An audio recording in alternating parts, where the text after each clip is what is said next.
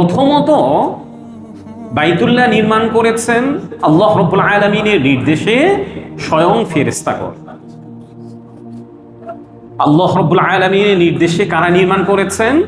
স্বয়ং ফেরেশতাগণ। দ্বিতীয়ত হযরত আদম আলাইহিস সালাতু ওয়াস সালাম বাইতুল্লাহ নির্মাণ করেছেন। তৃতীয়ত হযরত আদম আলাইহিস সালাতু ওয়াস সালামের ছেলে হযরত শীশ আলাইহিস সালাতু ওয়াস সালাম বাইতুল্লাহ নির্মাণ করেছেন।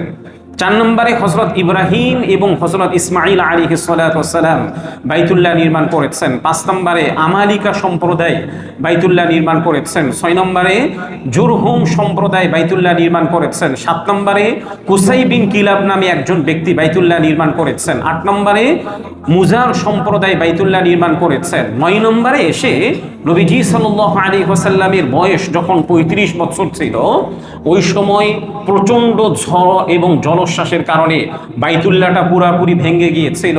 তখন মক্কার কুরাইশ যারা ছিলেন তারা বাইতুল্লাহকে আবারও নির্মাণ করতে চাইলেন। বাইতুল্লাহ তারা হালাল অর্থ দিয়ে বাইতুল্লাহ নির্মাণ করলেন, কিন্তু একটা জায়গায় গিয়ে তারা আটকে গিয়েছিলেন যে হাজরে আসওয়াদটাকে কে স্থাপন করবে।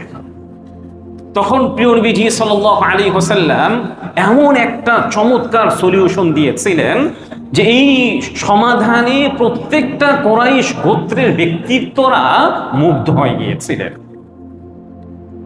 9 নম্বরে মক্কার কুরাইশগণ বাইতুল্লাহকে নির্মাণ করেছিলেন। প্রিয় নবীজি সাল্লাল্লাহু আলাইহি ওয়াসাল্লাম তখন হাজরে আসওয়াদ স্থাপনে সহযোগিতা করেছিলেন।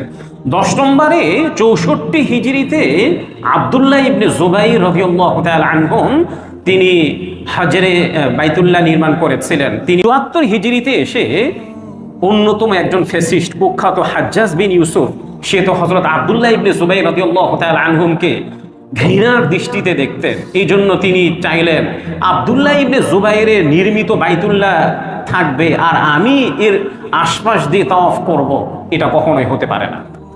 এই জন্য কুখ্যাত হাজ্জাজ বিন ইউসুফ আবারও হযরত আব্দুল্লাহ ইবনে জুবাইর রাদিয়াল্লাহু তাআলা আনহুমের বাইতুল্লাহটাকে ভেঙে আবারও তিনি পুনরায় নির্মাণ করেন।